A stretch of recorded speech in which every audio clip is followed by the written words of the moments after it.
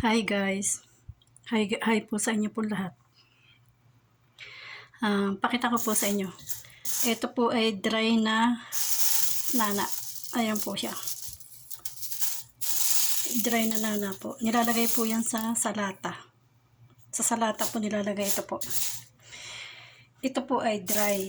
Ito po ay press. Ganito po siya. Ang tawag po dito ay nana. Sa atin po ay mint. Maganda po yan. Ito po ay panglahok nila sa mga niluluto. Hindi po siya nilalabas. Dito ko po siyang pinatuyo sa loob ng bahay kasi po sobrang init ito sa Saudi Arabia ngayon. Kung ang init po sa Pilipinas ay grabe, mas grabe po dito ang init. Yan po ang totoo. Kaya kahit hindi na po kami magpatayo sa labas, sa loob lang po ng bahay, tayo na yan. Ayan po siya dry. 1 week lang po yan. Tapos dudurogin po siya ng ganito. Ayan po siya.